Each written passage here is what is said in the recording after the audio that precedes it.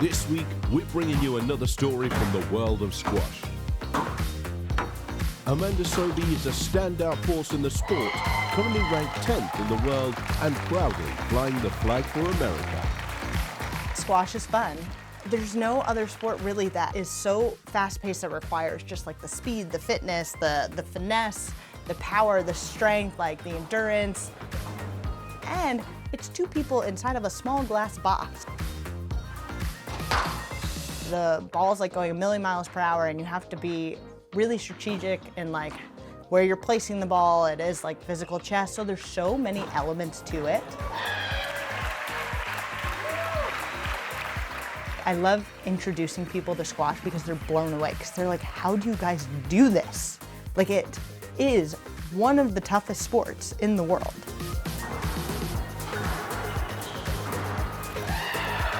The majority of the world's top athletes begin their journey at a young age. Amanda's path was no different. She discovered her passion for squash early on and committed herself to the sport with unwavering determination. I grew up in a tiny little town in Long Island, New York called Seacliff. I come from actually a squash family, so my father's from Egypt, and he grew up in Egypt playing squash, came over in the 80s to the US. I didn't actually start playing squash till I was 11, which is pretty late. Tennis was my first sport. One day my dad just decided to put me in a low-level squash tournament. Did fairly well, absolutely loved it. Started playing a bit more, and then when I was 12, kind of got given the ultimatum of like either do tennis or squash. Decided to choose squash and then just never looked back. My brother, Omar, he played squash and never wants to lose to a younger sister, so we would just have battles. And he really like toughened me up, so that way when I did get on tour and have to play more physical players, it wasn't anything I was afraid of. However, Amanda's journey hasn't been all smooth sailing. To truly understand her story, we need to go back to 2017. March 2017. I was competing in a tournament in Colombia in South America, and at that point in time I was at my highest world ranking of 6th in the world. I was playing some of my best squash. I was very close to hitting the top 5 in the world, which would have been huge. I'm 2-love, 10-5 match ball up, and I push back with my left leg, and I just feel like I get kicked in the back of the leg. Oh! Wow. And I'm like lying on the ground, and I'm like, did you hit me? Because that's what it feels like. Anybody who tears their Achilles knows that it just feels like you either get like hit in the back of the leg or like kicked in the back of the leg. And she's like, no, I didn't touch you. And I was like, oh my God, I just popped my Achilles. I think she feels that she was hit, which is a sure sign of something going in your leg.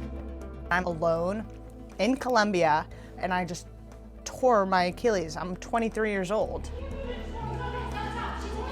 And the shock of it, how did this just happen? Like, I'm young, like this isn't supposed to happen to me. I'm thinking, okay, I'll be out for 9 months. Like, I didn't actually realize the magnitude of how hard it is to come back. There's a reason why they say it's a career-threatening injury.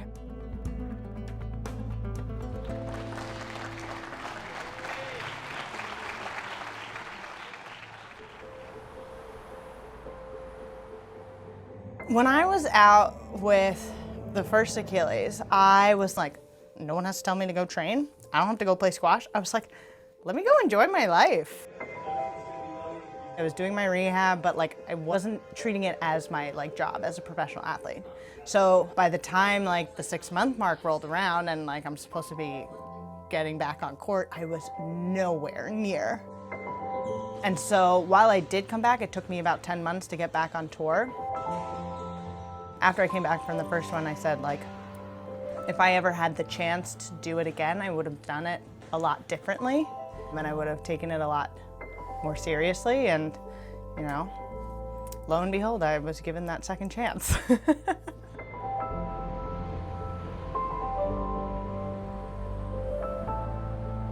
December 2023, Hong Kong. It was one of the worst moments. I had just beaten the world #1 the night before. I'm playing some of the best squash of my life. My opponent, Hanya, hits a ball from the back left to the front left, and I'm on the tee, and I step back with my right foot to push off. And boom, it just feels like I got kicked in the back of the leg, and she's nowhere near me, and I knew right away. And I'm like, oh my God. Like that one I screamed because I was like, no, like I know exactly what just happened. And the thought of having to go through this again and like be out for another 9 months. What did I do to deserve this? Like, you know, I'm a good person. I work really hard. I've come back from one, like, and I literally just tore my second Achilles on the other leg, and like come on, like, can I catch a break? It sucks. It like truly sucks.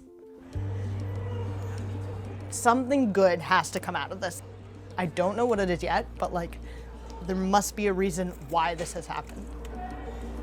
You can get knocked down. You can have like career-threatening injury, not once, but twice. So we got given the second chance. I'm gonna do this so much better with the rehab. I'm gonna make sure I'll have my team. I'm gonna treat it properly. Came back the first time, I'm gonna come back even better the second time around. There was a little bit of grieving as soon as it happened, of course. Like, she had to process the emotions and go through that trauma of getting injured. But very quickly the mindset shifted to looking at, right, here's an opportunity. Here's an opportunity to get our body better than it was the first time. Here's an opportunity to work on our mental game, how you can navigate the injury, how you can go little bit by little bit, and basically keep leaning into what you do control from what you don't control. My leg is turning purple. He helped me flip the script from having a very like negative victim mentality of like, why me, like poor me, like this happened to me, to why is this happening for me? You know, what positives am I gonna take out of it? How many days? 4 days post-surgery. I got surgery on Thursday and I'm already weight bearing. When you're out for 9 months, you don't wanna think about how far you have to go. He's helped me to just take it in like little micro chunks. So it's like, okay, let's get the wins each week over time that accumulate into the big win of being able to get back on tour. Ready? In one aspect, it's easier to do it the second time because you know what you're in for.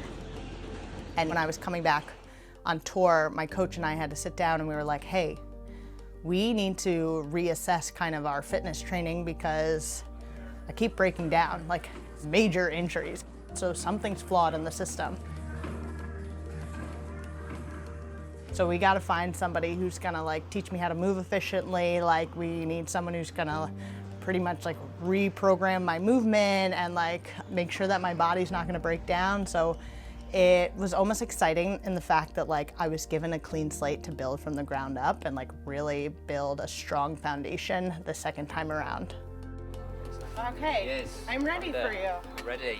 Go for it, enjoy it. When we can understand that it's the story we tell ourselves and how we start to see the injury as something as part of who we are, how we overcome things, how we can do hard things, and bit by bit, she was able to accept where she was, and when she got back on court, there was a more freeing element of her body because her mind had started to process how she was going to come back from this injury.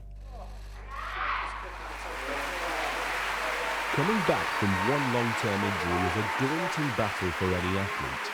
Amanda faced that challenge twice, and there was a driving force behind her determination to push through and return to full fitness.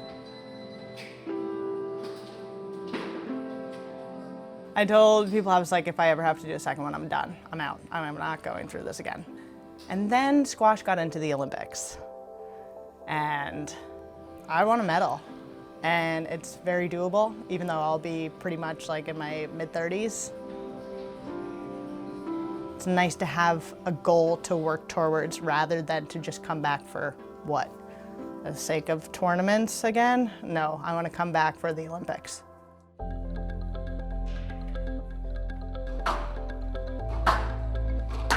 Squash is hard, but like I have done hard. Like squash is nowhere near as hard as what I've just overcome. So it's given me that like mental toughness and resilience of knowing that no matter what my opponent throws at me, like I can handle it. And the fact that, you know, I put in a lot of work with my team to make sure that I truly trust my body and like just being able to move on court and trust it. So now I can just go out there and compete and enjoy. And that's like a really nice feeling. Through every setback and comeback, Amanda has shown that true champions aren't defined by rankings, but by the refusal to give up.